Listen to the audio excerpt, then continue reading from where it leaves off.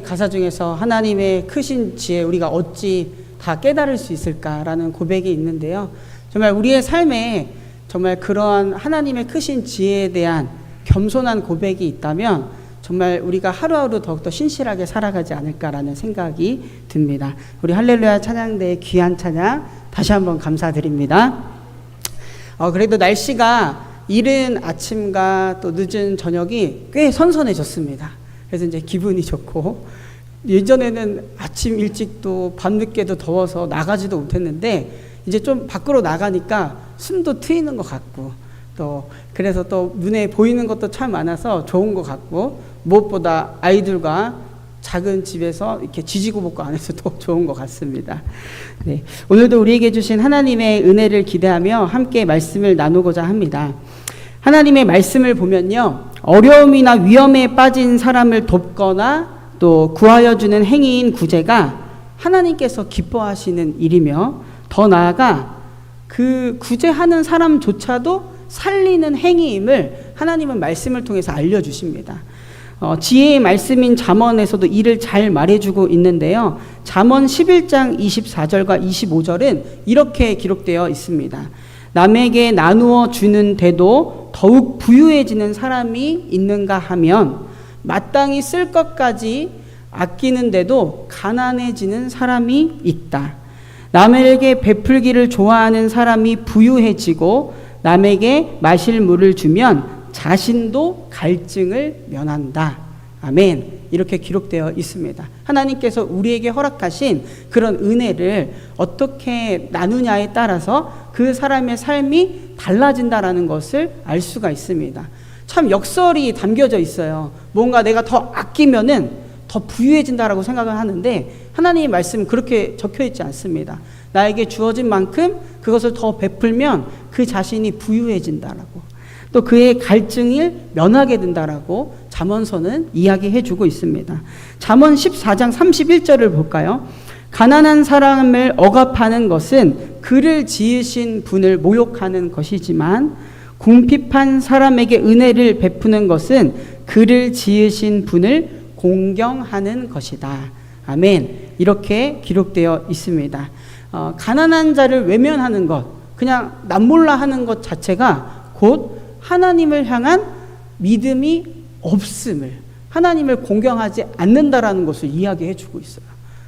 이 말씀 하나 자체도 우리 그 말씀 앞에 서면 우리 자신을 되돌아보게 됩니다. 내 주변에 과연 가난한 이들, 도움을 필요한 이들을 나는 외면하고 있지 않은가. 그런 모습을 통해서 하나님과의 공경이 멀어지고 있지 않는가 되돌아보아야 할 것입니다. 이처럼 성경은 구제를 통해 재물을 흩어지게 하여도 오히려 풍족해지며 남을 윤택하게 하는 자가 자신도 윤택해진다라고 말을 합니다. 뿐만 아니라 주변의 가난한 이웃을 외면하는 것은 하나님을 모욕하는 행위다.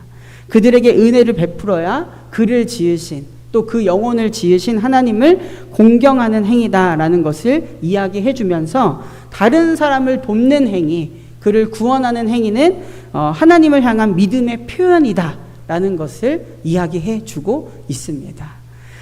실제로 당시에는 가난한 사람들이 많았기 때문에 구제가 강조되었고요. 자선 행위에는 반드시 하나님의 상이 있다라는 것도 이야기해 주었습니다. 하나님을 믿는 자들을 통하여서 그 주변이 변화되는 것, 또 그 주변이 이전보다 더 나아지는 것을 아주 중요하게 여겼습니다. 그래서 그 히브리어에 보면 한 영혼이 태어날 때 티쿤 올람이라고 합니다. 그 영혼이 태어남으로 인해서 이전의 세상보다 더 나은 세상이 되기를 바란다. 그게 어떻게 이루어지냐면 하나님의 말씀을 품고 그 말씀을 따라 사는 자들을 통해서 이루어진다라는 것이죠. 믿는 자들의 삶은 마땅히 그래야 된다라는 것을 이야기해 주고 있습니다. 초대교회의 모습을 잘 드러낸 문헌을 보면 구제에 대한 다음과 같은 말이 있는데요. 구제는 죄를 회개하는 것만큼이나 좋은 일이다. 금식은 기도보다 더 좋다. 그러나 구제는 이 둘보다 더 좋다. 라고 하면서 구제의 행위가 얼마나 하나님을 향한 참된 고백인지를 잘 나타내주고 있습니다.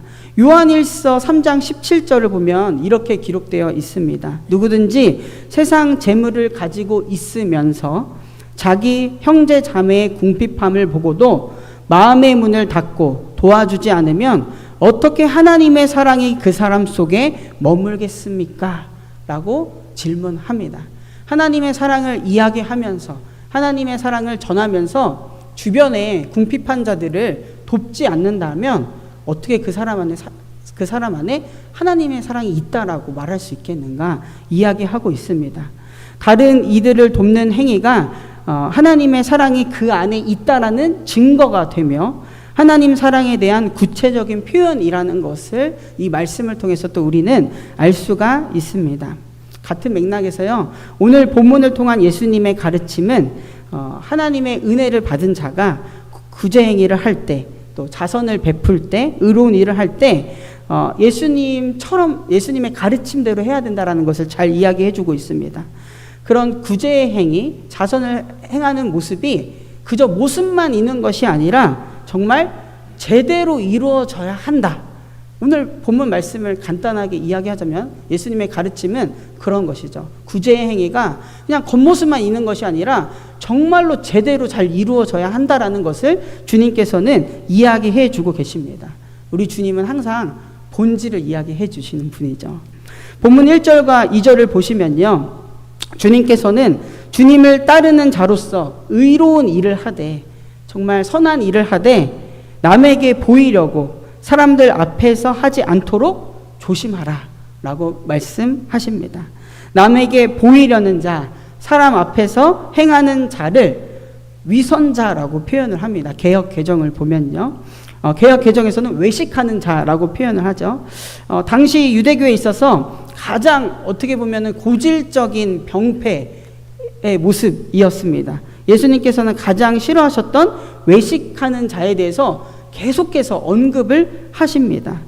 매우 싫어하셨다라는 것을 알 수가 있는데요, 오늘 본문을 포함해서 예수님이 이 외식하는 자에 대한 경고를 20번 이상을 하십니다. 그만큼 그런 모습을 싫어하고 경계하라 주님께서 이야기를 하신 것이죠. 외식하다, 위선자의 의미를 담고 있는 헬라어 히포크리테스는요, 가장하다, 꾸미다 라는 의미를 담고 있습니다. 연극 배우라는 그런 단어가 이 어원에서 나왔다라고 해요. 뭔가 꾸미고 가장하는 그런 모습 말이죠. 마음속에 있는 것을 솔직하게 밖으로 그대로 드러내지 않고 마치 그러지 않은 것처럼 가장하여서 자신의 이익을 조금이라도 꾀하는 그런 모습을 이야기하는 것이죠. 위선, 그런 가장, 외식 말이죠. 다른 사람에 대한 공감이나 진정한 관심에서 그들을 긍휼하는 마음으로 선을 행하고 의로운 일을 행하는 것이 아니라 개인적인 이익을 얻거나 자신의 평판, 다른 사람이 보는 그런 시선에 대해서 그 평판을 강화하려고 선을 행하는 자들을 외식하는 자라고 성경은 일컫습니다. 오늘 우리의 모습도 한번 되돌아보았으면 좋겠습니다. 과연 나에게는 외식하는 모습이 없나, 그런 모습 말이죠. 저 또한 목사로서 또 아빠로서 당연히 다 좋은 모습만 막 보여주려고 하는 그런 모습들이 있죠. 그런데 신앙생활 하면서 그런 생각이 들더라고요. 때로 저도 웃고 싶지 않을 때도 웃고 있을 때가 있구나. 그렇게 말하고 싶지 않더라도 그렇게 하세요라고 할 때가 있구나라고 하면서, 뭐 때로는 그게 목회라고 또 신앙생활이라고 할 수 있겠지만, 정말 이 간극을 줄이는 것이 또 우리 신앙의 모습이 아닐까라는 생각을 하게 됩니다. 그 당시 바리새인들을 포함한 종교 지도자들이 이런 외식하는 모습이 정말로 강했습니다. 그들은 자신이 경건해 보이기 위하여 아주 화려한 옷과 긴 수염 등으로 더욱 겉모습을 치장하였습니다. 그들의 내면이 썩고 더럽고 주님 보시기에 악하면 악할수록 더욱더 겉모습을 경건하게 치장하였던 그런 바리새인과 종교 지도자들의 모습이 있었고요. 그런 그들 안에는 자신의 이익, 권위, 권력을 챙기려는 마음이 가득했었습니다. 주님께서는 그러한 자들의 모습을 아시고 질책하시죠. 마태복음 23장 27절과 28절의 말씀을 개역개정 성경으로 읽어드리겠습니다. 화 있을진저 외식하는 서기관들과 바리새인들이여 회칠한 무덤 같으니 겉으로는 아름답게 보이나 그 안에는 죽은 사람의 뼈와 모든 더러운 것이 가득하도다. 이와 같이 너희도 겉으로는 사람에게 옳게 보이되 안으로는 외식과 불법이 가득하도다. 아멘. 주님의 이 말씀을 통해서 알 수 있는 것은요, 우리 주님께서는 사람의 겉모습뿐만이 아니라 그 안에, 그 내면을 더 면밀히 보시는 분이라는 것을 알 수가 있습니다. 안으로는 외식과 불법이 가득하구나. 그 안에는 죽은 사람의 뼈와 모든 더러운 것이 가득하도다 라고 하면서 주님께서 질책하십니다. 왜 이렇게 이야기하시는 걸까요? 더 이상 그렇게 살지 말라고. 그러한 모습은 하나님 앞에서 신실한 모습이 아니라고 이야기를 하시는 것이죠. 오늘 말씀에서도 이런 표현이 있습니다.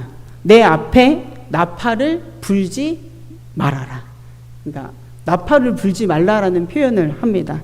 자선을 베푸는 모습, 자신의 의로운 모습을 널리 알리려는 행동을 나팔을 분다라는 표현을 하는 것이죠. 저의 모습도 좀 되돌아보게 돼요. 예를 들어서 요즘에 그 SNS, 소셜 네트워크, 막 핸드폰으로 이제 사람들한테 나 이렇게 지내요라고 이렇게 알리는 그런 앱이거나 또 유튜브 등을 통해서 저는 이런 것들이 오늘날 나팔이 될 수 있다라고 생각을 합니다. 나의 오른손이 하는 일을 당시에는 나팔을 불어 그냥 주변 사람만 알도록 했다면 이제는 진짜 온 세상 사람들이 다 알도록 나 이렇게 살고 있어요 라고 알리는 그런 행위가 과연 이런 SNS나 유튜브가 아닐까라는 생각을 합니다. 나 이렇게 사랑하고 있어요. 나 이렇게 좋은 일을 하는 사람이에요 라고 이야기를 하면서 많은 사람들의 공감을 원하고 있는 것이죠. 저에게도 그러한 이렇게 부끄러운 경험이 있는데요. 예를 들어서 아내와 이제 결혼 한 2주년을 보낼 때였습니다.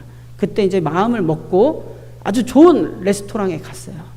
가서 이제 꽃다발도 준비하고 아내에게 선물을 주면서 그리고 레스토랑에서 맛있는 음식을 딱 먹기 전에 아내한테 잠깐만 기다려봐라. 우리 사진 찍어야 된다. 그러면서 사진을 찍었어요. 사진도 찍고 그래서 이제 저의 SNS에 올리는 거죠.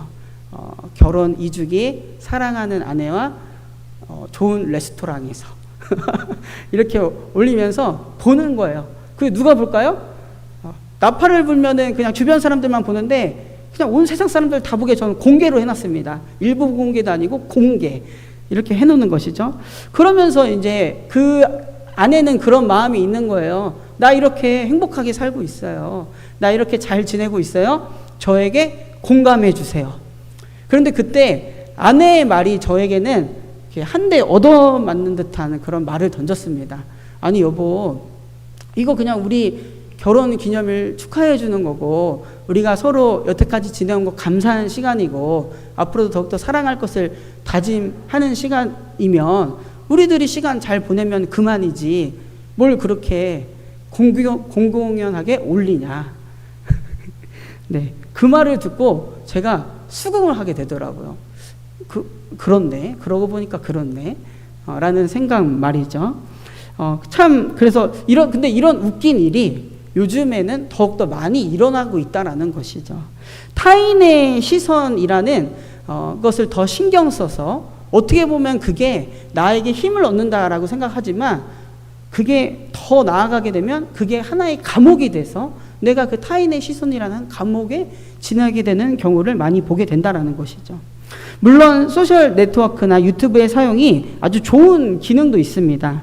많은 이들이 선한 일에 동참하게끔 하여서 아름다운 일이 벌어지기도 해요. 대표적인 예가 세계 최초 루게릭 요양병원인 승일희망 요양병원이 올해 초에 세워진 일이었어요. 이 병원이 세워지도록 한 장본인인 가수 현은요, 35만 명 이상이 자신의 SNS, 유튜브를 보고 기부를 했고 또 캠페인에 참여해 주신 덕분에 이 병원이 세워질 수 있었다라고 이야기를 해요. 정말 순기능이죠. 그러니까 나팔을 불려면 이렇게 불어야 된다라는 것을 아주 잘 보여주고 있습니다. 이분이 크리스천으로 알고 있는데 제가 궁금해서 그 병원 홈페이지를 들어가 보니까 재단 설립 배경, 또 병원 안내에 있는 소개, 인사말에 자신을 드러내는 말이 하나도 없더라고요. 정말 멋있더라고요. 그게 더. 네. 인터뷰 영상이 있긴 하지만 이게 정말 나팔의 순기능이구나. 그리스도인으로서 정말 이렇게 나팔을 불어야 되는구나 라는 것을 깨닫게 되었습니다.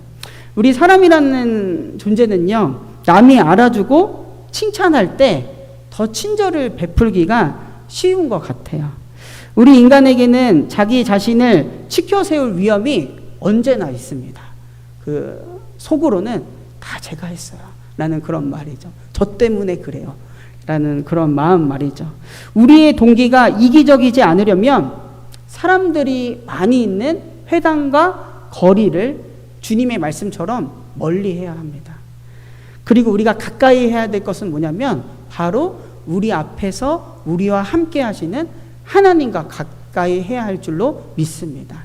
오늘 주님께서는 그 부분을 이야기해 주시는 것이죠.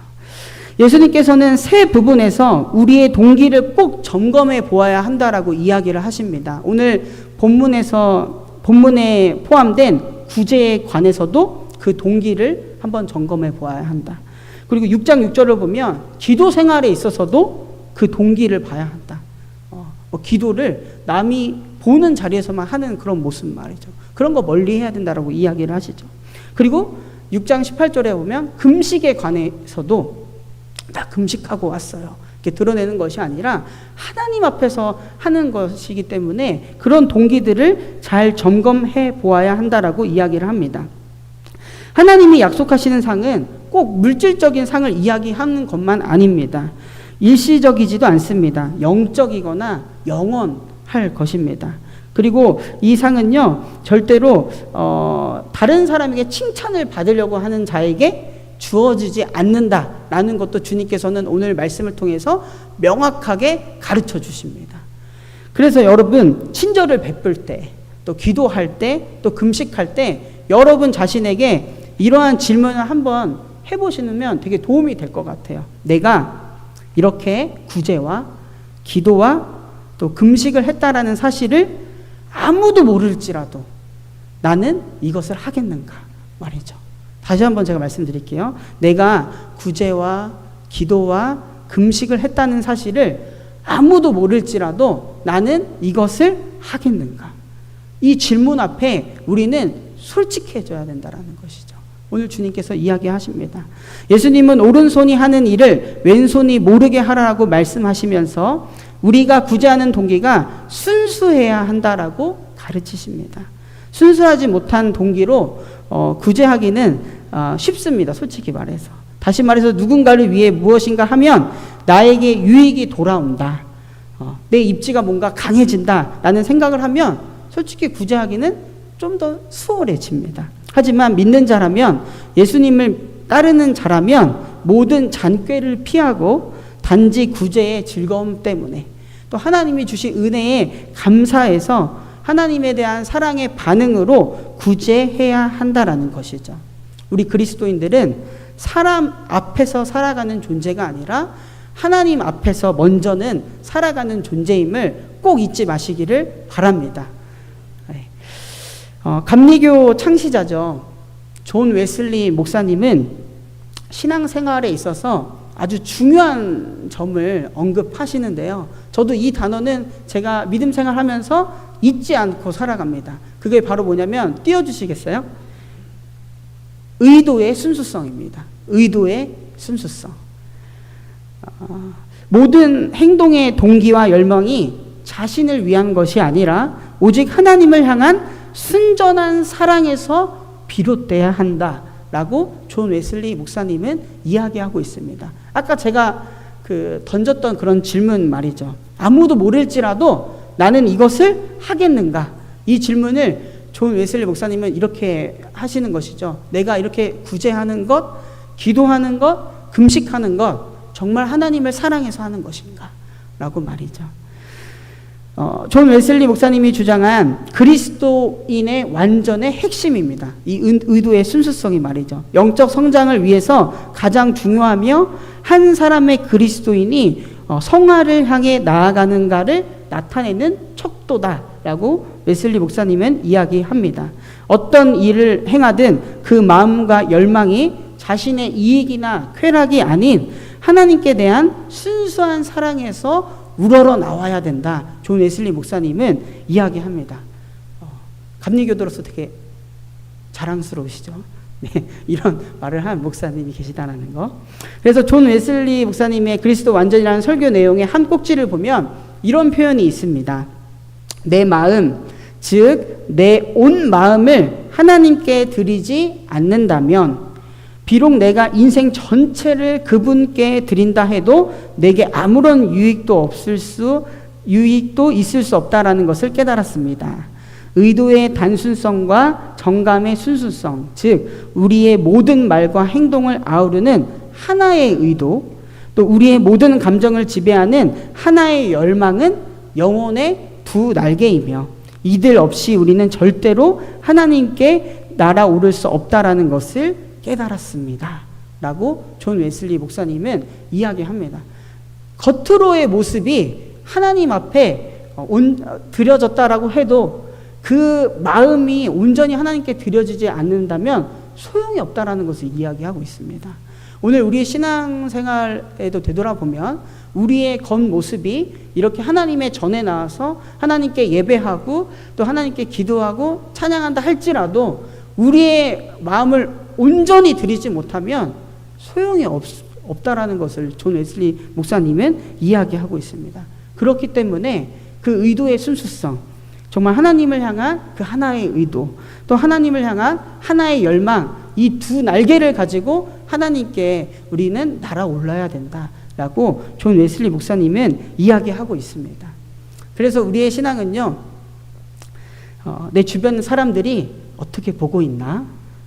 이런 질문보다는 하나님 보고 계시죠? 이렇게 물어보는 게 더 맞을 것입니다. 내가 기도하면서도 또 선한 일을 행하면서도 또 사랑과 나눔을 실천하면서도 사람들이 나를 어떻게 보나가 아니라 하나님 보고 계시죠? 이런 마음 말이죠. 그러한 마음으로 그런 순수한 의도를 가지고 살아가는 우리 사랑하는 모든 성도님들 되기를 간절하게 바랍니다. 지난 금요 기도회 때 담임 목사님께서 한번 언급해 주셨습니다. 소록도에서 40년간 한세님 병자 등을 돌봤던 소록도의 천사 오스티라의 두 수녀님 이야기 말이죠. 저 그 수녀님들의 이야기를 듣고 너무 마음에 와닿아서 그들의 이야기를 한번 찾아보았습니다. 수녀님 중 두 분 중에 한 분은 이미 돌아가셨고요. 이제 한 분이 이제 남아서 뭐 인터뷰하는 내용도 듣고 했는데요. 이들은 공식 파견 기간이 끝난 후에도 아무 연고도 없는 소록도에 자원봉사자 신분으로 또 한센 일들을 돌봤다고 합니다. 그 사진 한번 보여주시겠어요? 젊었을 때 왔어요, 사진. 네, 이 두 분의 이야기가 또 이제 다큐멘터리 영화로 만들어지기로 했어요. 저렇게 젊은 시절의 나이에 하나님이 부르신 곳에서 자신들의 삶을 바쳤던 분들인 거죠. 80세가 다 된 수녀님이 이런 인터뷰를 했더라고요. 처음에 왔을 땐 이 소록도의 환자가 6,000명이었대요. 아이들도 200명쯤 되었고요. 약도 없고 돌봐줄 사람도 없었어요. 한 사람 한 사람 치료해 주면서 평생 이곳에 살아야겠구나 라고 생각을 했어요. 이 마음 누가 부어주신 것일까요? 하나님이 부어주셨다라고 생각을 해요. 평생 이곳에 살아야겠구나 라는 그런 마음 말이죠. 43년 동안 이렇게 봉사활동을 하면서요, 이들은 막 환자들이 말려도 약을 꼼꼼히 발라야 한다고 장갑도 끼지 않은 채 그 한센병 환자의 상처를 만져주면서 약을 발라주었다라고 해요. 오후에는 손수 죽도 쓰고 또 쿠키도 만들어서 그것을 바구니에 담아서 마을을 돌면서 병자들에게 먹을 것도 나눠 주었대요. 소록도 사람들은 전라도 사투리까지 이제 잘하는, 저도 영상을 봤는데 한국말 정말 잘하시더라고요. 네. 사투리까지 다 깨친 이 수녀분들을 이제 할매라고 부르기도 하더라고요. 저렇게 꽃다운 20대에 왔는데 정말 소록도의 환자들에게 손과 발이 되어서 할머니가 된 그들의 모습이었습니다. 만약에 약이 부족하면 그들이 원래 그 고국이죠. 오스트리아 지인들에게 호소해서 오스트리아, 독일, 스위스에서 그 약을 실어 나르기도 했고요. 영양실조에 걸린 아이들을 위해서 영양제며 분유도 아주 부지런히 구했다라고 해요. 이렇게 그런 수녀님들의 모습에 그 진실된 고백 안에는 어떤 것이 있었냐면요. 숨어서 그들의 손을 어루만지는 그런 모습들. 또 주님밖에 누구에게도 알리지 않는 그런 배품이 하나님께서는 꼭 아신다. 라는 그런 믿음의 고백이 있었습니다. 그래서 두 사람은요. 상의나 인터뷰 요청이 있어도 번번이 거절했대요. 번번이. 오스트리아 정부 훈장을 줄 때도 주한 오스트리아 대사가 섬까지 찾아와서 만나 주어야 그냥 그나마 그 상을 받았다라는 거예요. 병원 측이 마련한 회갑 잔치마저도 나는 기도하러 간다 라고 하면서 피했다라고 해요. 심지어 담임 목사님도 이야기해 주셨지만 두 수녀가 이 소록도를 떠날 때는 새벽 아무도 모르게 섬을 떠났다라고 해요. 사랑하는 친구 은인들에게 이런 표현을 했더라고요. 그 소록도의 마을에 있는 환자들을 은인들, 자신을 뭔가 살려준 은인들이라고 그런 표현을 했더라고요. 은인들에게 편지 한 장을 남기면서 나이가 들어 제대로 일을 할 수 없게 되어 우리들이 있는 곳에 부담을 주기 전에 떠나야 한다고 동료들과 이야기를 해왔었는데 이제 그 말을 실천할 때가 되었다라고 생각합니다. 부족한 외국인으로서 큰 사랑과 존경을 받아 감사하며 저희들의 부족함으로 마음을 아프게 해드린 일이 있다면 용서를 빕니다. 라고 편지를 남기면서 그 소록도를 떠났다라고 합니다. 예수님께서 말씀하신 오른손이 한 일을 왼손도 모르게 하라. 라는 그 말씀을 어떻게 보면 오롯이 실천했던 모습이지 않나 생각을 합니다. 두 분은 배를 타고 소록도를 떠나는 날 멀어지는 섬과 또 사람들을 멀리 보면서 하염없이 막 눈물을 흘렸다라고 해요. 두 수녀의 귀향길에는 소록도에 올 때 가져왔던 해진 가방 한 개만 들려 있었다라고 합니다. 그 이후에도 4-5년 이제 돌아가시기 4-5년 전에는 이제 치매 증상을 겪기도 했는데 소록도에서의 삶과 사람들은 아주 또렷이 수녀님이 기억했다라고 합니다. 그러면서 항상 그것을 그리워한다. 소록도의 바다는 얼마나 푸르고 아름다운지 그런 마음을 표현했다라고 제가 그런 기사를 보게 되었습니다. 참 큰 마음의 감동이 여러분들에게도 다가오죠. 네. 저는 예수님의 말씀과 또 그 말씀을 따라 사는 사람들의 모습을 통해서 하나님의 나라가 정말 이렇게 이루어지고 또 확장되는구나 라는 것을 깨닫습니다. 하나님의 나라는요 결코 화려하게 또 거대하게 이루어지거나 확장되지 않습니다. 나팔을 불면서 사람들의 이목을 끌면서 이루어지거나 확장되지도 않습니다.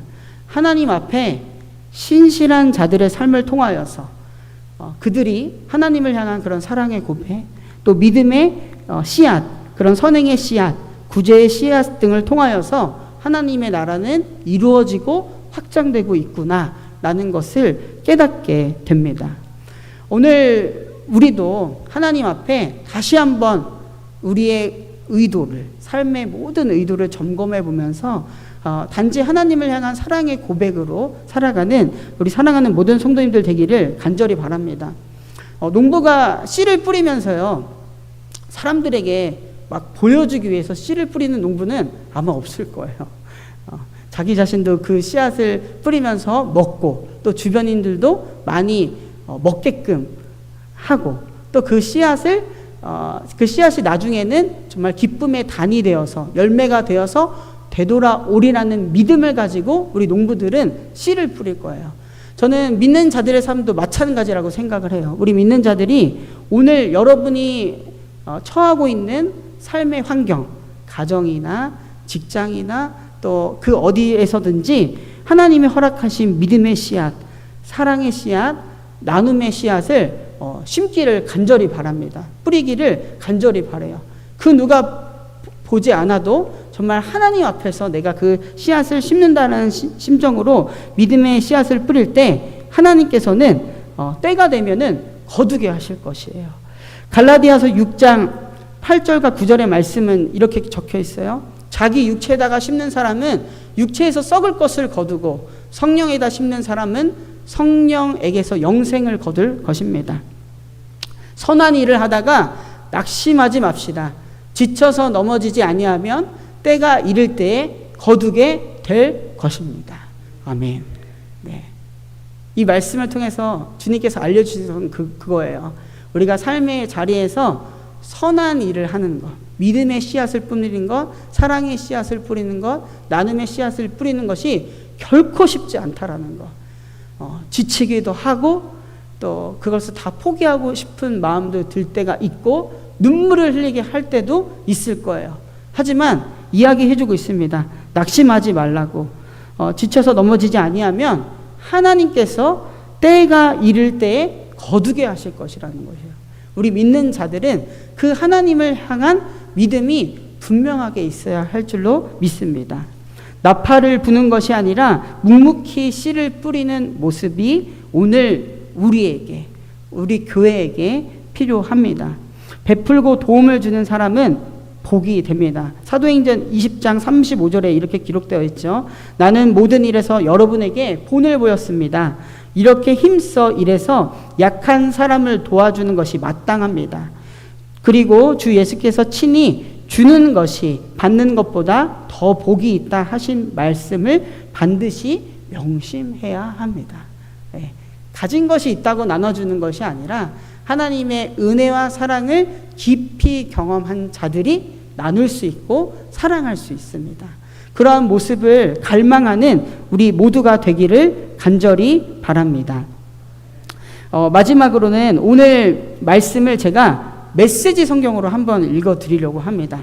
제가 여기 띄우지는 않을 거고 귀로 한번 잘 들어보세요. 너희가 선한 일을 하려고 할 때에 그것이 연극이 되지 않도록 특히 조심하여라.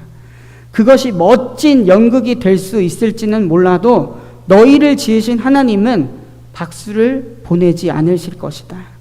남을 위해 무슨 일을 할 때에는 너희 자신이 주목받지 않도록 하여라. 분명 너희도 내가 연극 배우라고 부르는 이들의 행동을 보았을 것이다.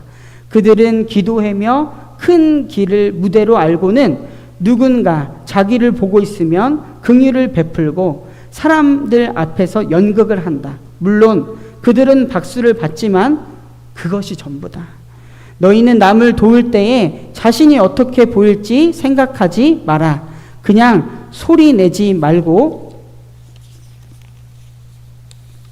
은밀히 도와주어라. 사랑으로 너희를 잉태하신 너희 하나님도 무대 뒤에서 일하시고 너희를 은밀히 도와주신다. 아멘. 아멘. 우리의 선행뿐만이 아니라 기도 또 금식이 다른 사람에게 보이기 위함이 아니라 정말 하나님을 향한 고백이 되기를 다시 한번 간절히 바랍니다. 오늘 말씀의 제목을요, 제가 단지 하나님을 향한 고백으로라고 지었어요. 단지라는 의미는요, 다른 것이 아니라 오로지입니다. 오로지. 다른 이유가 아니라 오로지 하나님을 향한 고백으로 우리가 기도하고 또 금식하고 선행하고 또 우리에게 주어진 삶을 살아갈 때 주님께서는 그 삶을 무엇보다 기뻐하실 것입니다. 그 삶을 통하여서 하나님 나라가 이루어지고 있음을 보여주실 것이고 지금도 하나님 나라가 확장되고 있다라는 것을 보여주실 것입니다. 그러한 복된 삶을 사랑하는 정릉의 모든 성도들 되기를 간절하게 바랍니다.